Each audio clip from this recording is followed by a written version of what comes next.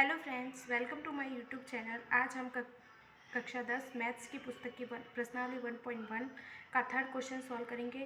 तो आइए सॉल्व करते हैं। थर्ड क्वेश्चन है, अभाज्य गुणनखंड विधि द्वारा निम्नलिखित पूर्णांकों के एचसीएफ और एलसीएम ज्ञात कीजिए। यानी अभाज्य गुणनखंड विधि जो हमने सेकंड क्वेश्चन में पढ़ी थी, उसी विधि से एलसीएम और एचसीएफ ज्ञात करने हैं। ठीक है, तो फर्स्ट क्वेश्चन है 12, 15 और 21। सबसे पहले 12 का अभाज्य गुणनखंड करेंगे। 12 एक सम संख्या है तो 2 का भाग जाएगा। 2 का भाग 12 में दिया तो कितनी बार गया? 6 बार गया। ठीक है, वापस 6 सम संख्या है तो वापस 2 का भाग देंगे। 2 का भाग 6 में दिया 3 बार गया, और 3 का भाग 3 में दिया 1 बार गया। ठीक है, नेक्स्ट है 15। 15 एक विषम संख्या है तो इसमें 2 का भाग तो नहीं जाएगा। ठीक है, तो नेक्स्ट अभाज्य संख्या है 3। 3 का भाग 15 में दिया तो कितनी बार? 5 बार गया। ठीक है, और फिर 5 का भाग 5 में दिया, 1 बार गया। नेक्स्ट संख्या है 21। 21 का अभाज्य गुणनखंड किया तो विषम संख्या है तो 2 का भाग नहीं जाएगा, 3 का जाएगा। 3 का भाग दिया 21 में 7 बार गया, फिर 7 का भाग दिया 1 बार गया। ठीक है, तो 12, 15 और 21 का एलसीएम बराबर क्या होगा? एलसीएम में सभी गुणनखंड को और उभयनिष्ठ घात की उच्चतम को लेते हैं। ठीक है, तो 2 की घात 2 गुणा, अब तीनों में है उभयनिष्ठ है। ठीक है, तो उसकी उच्चतम घात क्या है? 3 की घात 1 इंटू 5 इंटू 7। ठीक है, तो इन सबको गुणा किया तो 420 एलसीएम प्राप्त होता है। ठीक है, तो 12, 15 और 21 का एचसीएफ क्या होगा? एचसीएफ होगा, उभयनिष्ठ घात कौन सी थी? 3 थी। 3 की निम्नतम लेनी है। 3 की निम्नतम घात क्या है? 3 है। तो इस प्रकार जो एचसीएफ है वह 420 प्राप्त होता है, और एलसीएम जो है, एलसीएम इस प्रकार एलसीएम 420 और एचसीएफ 3 प्राप्त होता है। ठीक है, नेक्स्ट सेकंड क्वेश्चन है 17, 23 और 29। ठीक है, तीनों अभाज्य संख्या है तो 17 का अभाज्य गुणनखंड, 23 का अभाज्य गुणनखंड और 29 का अभाज्य गुणनखंड करेंगे। 17 का अभाज्य गुणनखंड किया, 17 का भाग 17 में 1 बार और फिर 1 का भाग 1 में 1 बार। 23 एक अभाज्य संख्या है तो 23 का भाग 23 में जाएगा तो 1 बार, और 1 का भाग 1 में दिया 1 बार। फिर 29 अभाज्य संख्या है तो 29 का भाग 29 में 1 बार और 1 का भाग 1 बार। ठीक है, तो 17, 23 और 29 का एलसीएम क्या होगा? एलसीएम बराबर होगा एलसीएम। ठीक है, तो एलसीएम सभी गुणनखंड को लेते हैं तो 17, 23 और 29। ठीक है, तो यानी 23 गुणा 17 गुणा 29 गुणा, अब तीनों में उभयनिष्ठ कौन सी है? 1 है। ठीक है, तो 1 की उच्चतम घात लेनी है, तो 1 की घात 1 ही उच्चतम है तो 1 लेंगे, बराबर इन सबको गुणा किया तो 11,300 और 39 एलसीएम प्राप्त होता है। और एचसीएफ क्या होगा? तो 17, 23 और 29 का एचसीएफ होगा बराबर, ठीक है, क्या होगा? 1 होगा, क्योंकि तीनों उभयनिष्ठ 1 है और 1 की निम्नतम घात क्या है? 1 ही होगी। ठीक है, थर्ड क्वेश्चन है 8, 9 और 25। ठीक है, 8 का अभाज्य गुणनखंड किया तो 8 एक सम संख्या, 2 का भाग दिया, 2 का भाग 8 में दिया 4 बार गया। 4 एक सम संख्या, 2 का भाग 4 में दिया 2 बार गया। 2 एक सम संख्या, 2 का भाग 2 में 1 बार। ठीक है, फिर 9 एक विषम संख्या है तो 3 का भाग जाएगा। 3 का भाग 9 में 3 बार गया, और फिर 3 का भाग 3 में 1 बार गया। फिर 25 भी एक विषम संख्या है तो 5 2 7, 3 का भाग तो नहीं जाएगा तो 5 का देंगे। ठीक है, तो 5 का भाग 25 में दिया तो 5 बार गया, और फिर 5 का 5 में 1 बार गया। ठीक है, इस प्रकार हमें 8, 9 और 25 का एलसीएम जो प्राप्त होता है तो कितना होता है? 3 उभयनिष्ठ तो हमारे पास गुणनखंड है ही नहीं। ठीक है, तो 2 की घात 3 है इंटू 3 की घात 2 है इंटू 5 की घात 2 है। ठीक है, इन सबको गुणा करेंगे तो हमें एलसीएम प्राप्त हो जाएगा। इन सबको गुणा किया तो हमें 1800 प्राप्त होते हैं, वो इन संख्याओं का एलसीएम होगा। ठीक है, अब 8, 9 और 25 का एचसीएफ। ठीक है, तो हमारे पास गुणनखंड में उभयनिष्ठ गुणनखंड तो नहीं है। ठीक है, तो उभयनिष्ठ नहीं है तो हम एचसीएफ किसको मानेंगे? 1 को मानेंगे। ठीक है, फोर्थ क्वेश्चन है HCF दिया हुआ है 306 और 457 बराबर 9, यानी HCF का मान दिया हुआ है कितना 9। ठीक है, LCM 306 और 457 का LCM हमें क्या करना है, ज्ञात करना है। ठीक है, यानी HCF हमें दिया हुआ है, LCM ज्ञात करना है। ठीक है, तो हमें पता है कि HCF हमें दिया हुआ है, जैसे लिखेंगे सबसे पहले HCF हमें कितना दिया हुआ है 9। ठीक है, तो हमारे पास A क्या हो गया, A हमारे पास 306 और B 457। ठीक है, नेक्स्ट हमें सूत्र पता है, सूत्र क्या है कि LCM इंटू HCF बराबर होता है A इंटू B, जो हम पहले पढ़ चुके हैं। ठीक है, तो LCM तो हमें ज्ञात करना है, तो LCM तो ऐसा का ऐसा लिखेंगे। नेक्स्ट हमें HCF दिया हुआ है, कितना दिया हुआ है 9, कितना दिया हुआ है 9 दिया हुआ है।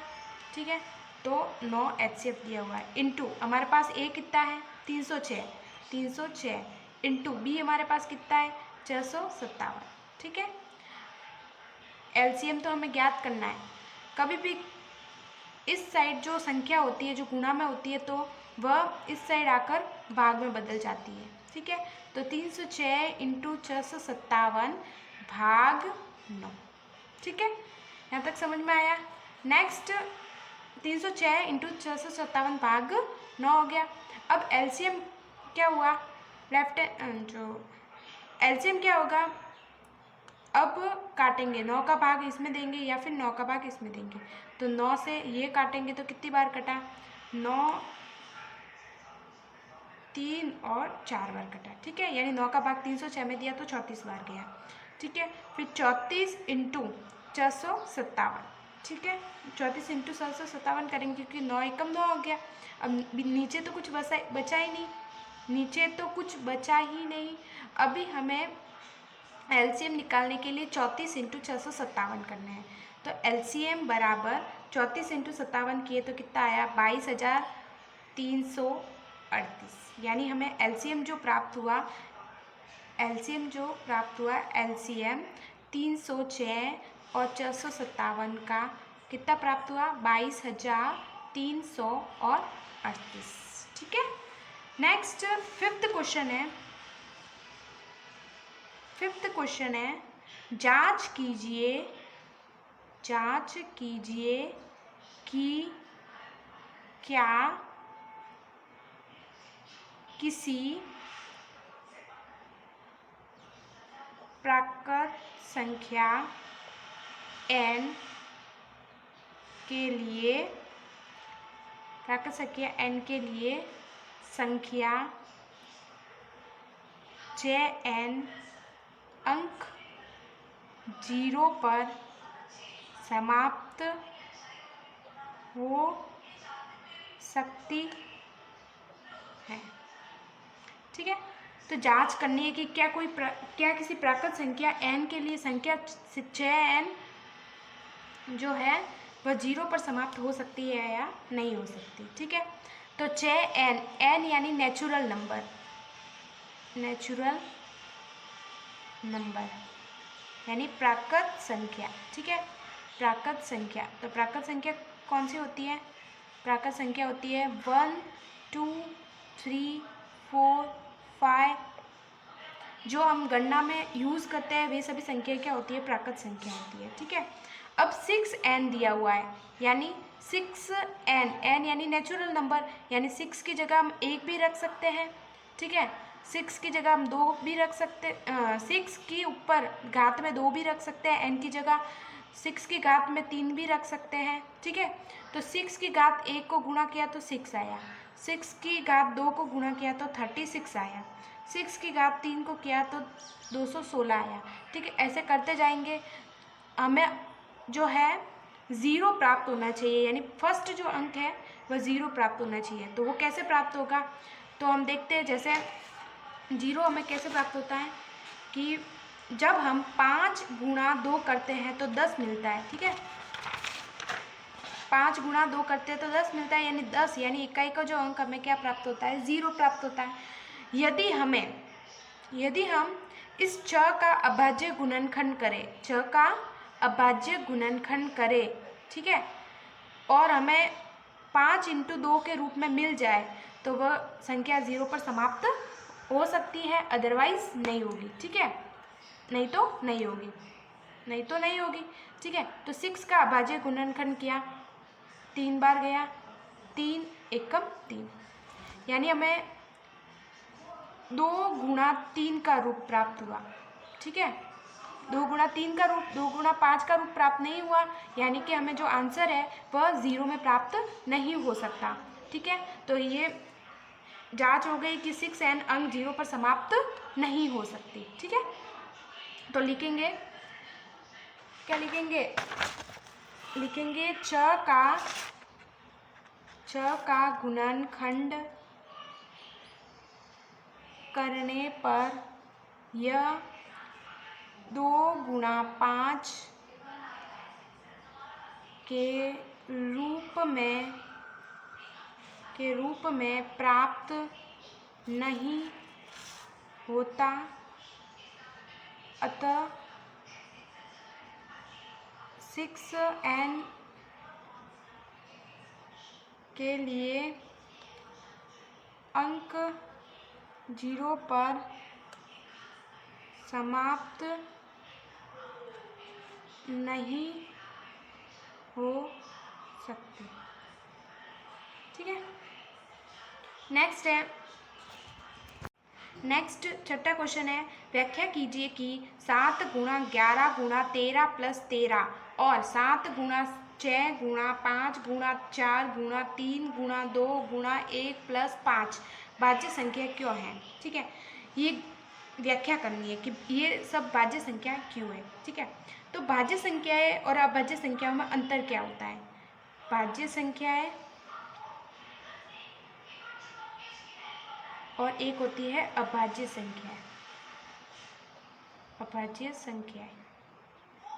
ठीक है, भाज्य संख्या वे होती है जिनके जो गुणनखंड होते हैं 2 से ज़्यादा होते हैं, 2 से ज़्यादा गुणनखंड। ठीक है, और अभाज्य वे होती है जिनके दो गुणनखंड होते हैं, 2 गुणनखंड होते हैं। ठीक है, तो भाज्य संख्या जिनके 2 से ज़्यादा गुणनखंड होंगे तो वह भाज्य होंगी, और अभाज्य संख्या जिनके दो गुणनखंड होते हैं। उदाहरण के लिए जैसे देखिए भाज्य संख्याओं के गुणनखंड देखे, जैसे 8 एक भाज्य संख्या है, 8 सम संख्या है तो 2 का भाग देंगे 4 बार गया, वापस 2 का देंगे 2 बार गया, वापस 2 का देंगे 2 एकम 2, यानी 2 से ज़्यादा गुणनखंड प्राप्त हो गए, यानी ये भाज्य संख्या होगी। अभाज्य संख्या है जैसे 2, ठीक है, तो 2 का भाग 2 में दिया, 1 बार गया, वापस 1 और 2 गुणनखंड प्राप्त होते, तो ये क्या होगी, अभाज्य संख्याएं होगी। ठीक है, अब जांच करनी है, व्याख्या करनी है कि ये जो है वह अभाज्य संख्या क्यों है। तो सबसे पहले लेते हैं 7 गुणा 11 गुणा 13 प्लस 13। ठीक है, इसकी व्याख्या करनी है कि ये भाज्य संख्या क्यों है। तो 13 और 13 सेम संख्या है तो कॉमन आ सकती है। 7 गुणा 11 गुणा 1 प्लस 1 बचा। ठीक है, 1 प्लस 1 बचा। अब 13 तो बार है, 7 गुणा 11 किया तो 77 प्लस 1। ठीक है, 13 गुणा 78। ठीक है, अब 13 का तो अभाज्य गुणनखंड किया तो 13 इंटू 1 यानी 2 गुणनखंड आएंगे, लेकिन 78 का वापस गुणनखंड करेंगे तो वह कितना आएगा, मतलब 2 से ज़्यादा गुणनखंड आएंगे, तो ये अतः ये क्या होगी, एक भाज्य संख्या होगी। तो संख्या के 2 से अधिक गुणनखंड हैं, अतः यह भाज्य संख्या है। ठीक है, अतः क्या होगी, एक भाज्य संख्या होगी। इसी प्रकार जैसे ये वाली 7 गुणा 6 गुणा 5 गुणा 4 गुणा 3 गुणा 2 गुणा 1 प्लस के 5। ठीक है, तो इसमें 5 2 बार आ रहा है, यानी 5 कॉमन ले सकते हैं, अंदर आ जाएगा 7 इंटू 6 इंटू 5 की जगह 5 कॉमन आ गया तो 1 इंटू 4 इंटू 3 इंटू 2 इंटू 1 और प्लस में 1, कि 5 तो बार आ गया तो प्लस में 1 आ जाएगा। ठीक है, प्लस में 1 यहाँ पे लिख लेते हैं। ठीक है, अब 5, ठीक है, अब इनको गुणा किया तो 1008 आएगा प्लस में 1। ठीक है, तो 5 गुणा में 1009, 5 तो है, 1009 का हमें अभाज्य गुणनखंड कर सकते हैं, वो जो 2 से ज़्यादा आएगा। ठीक है, तो अतः ये भी क्या होगी, यह भी भाज्य संख्या होगी, भाज्य संख्या होगी। ठीक है, नेक्स्ट 7वां क्वेश्चन, किसी खेल के मैदान के चारों ओर एक वृत्ताकार पथ है। इस मैदान का एक चक्कर लगाने में सोनिया को 18 मिनट लगते हैं, जबकि इसी मैदान का एक चक्कर लगाने में रवि को 12 मिनट लगते हैं। ठीक है, यानी एक खेल का मैदान है जहाँ पे है ना सोनिया को एक चक्कर लगाती तो 18 मिनट लगते हैं, जबकि रवि को 12 मिनट ही लगते हैं। मान लीजिए कि वे दोनों एक ही स्थान और एक ही समय पर चलना प्रारंभ करके एक ही दिशा में चलते हैं। कितने समय बाद वे पुनः प्रारंभिक स्थान पर मिलेंगे। ठीक है, तो एक वृत्ताकार पथ है। ठीक है, जैसे वृत्ताकार पथ है यानी मैदान है, एक चक्कर लगाने में सोनिया को, अब सोनिया इसी स्थान और इसी टाइम पे स्टार्ट करती है अपना चक्कर लगाना तो 18 मिनट लगते हैं, सोनिया को 18 मिनट लगते हैं, जबकि इसी स्थान से इसी दिशा में इसी टाइम जब रवि चक्कर लगाता है तब उसे 12 मिनट लगते हैं, तो रवि को कितने 12 मिनट लगते हैं। कितने समय बाद वे पुनः प्रारंभिक स्थान पर, यानी कितने टाइम के बाद में वो वापस सोनिया और रवि जो है वो इसी स्थान पर पहुंच जाएंगे। ठीक है, तो ये हमें ज्ञात करना है, यानी ये बताना है कि कम से कम मतलब टाइम बताना है कि कम से कम किस टाइम पे वे पुनः प्रारंभिक स्थान पर पहुंच जाएंगे। ठीक है, तो कम से कम के लिए हमेशा हम एलसीएम लेते हैं। ठीक है, एलसीएम निकालते हैं। ठीक है, तो एलसीएम निकालने के लिए हम 12 और 18 का करेंगे अभाज्य गुणनखंड। 18 जो है एक सम संख्या है, तो 2 का भाग 18 में दिया तो 9 बार गया। ठीक है, और वापस 9 एक विषम संख्या तो 3 का भाग 9 में दिया 3 बार गया, और 3 का भाग 3 में दिया 1 बार गया। 12 है तो 12 सम संख्या तो 2 का भाग दिया 12 में 6 बार गया, वापस 6 में 2 का भाग दिया 3 बार गया, और 3 में 3 का भाग दिया 1 बार गया। ठीक है, तो इसका जो एलसीएम प्राप्त होगा वो कितना प्राप्त होगा हमें। एलसीएम के लिए हम क्या करते हैं, सभी गुणनखंड को लेते हैं और गुणनखंड की उच्चतम घात को लेते हैं। तो उभयनिष्ठ जो गुणनखंड है उसकी उच्चतम घात को लेते हैं। ठीक है, तो उभयनिष्ठ 2 भी है और 3 भी है, तो 2 की उच्चतम घात क्या होगी, 2 की घात 2 इंटू 3 की उच्चतम घात है 3 की घात 2, तो 3 की घात 2। ठीक है, तो इसका आंसर हमें मिल जाएगा 36 मिनट। ठीक है, तो यानी रवि वापस तो वे 36 मिनट बाद वे पुनः प्रारंभिक स्थान पर मिलेंगे। कितने 36 मिनट के बाद में वो पुनः प्रारंभिक स्थान पर मिलेंगे। आज हम ठीक है प्रारंभिक स्थान पर मिलेंगे। नेक्स्ट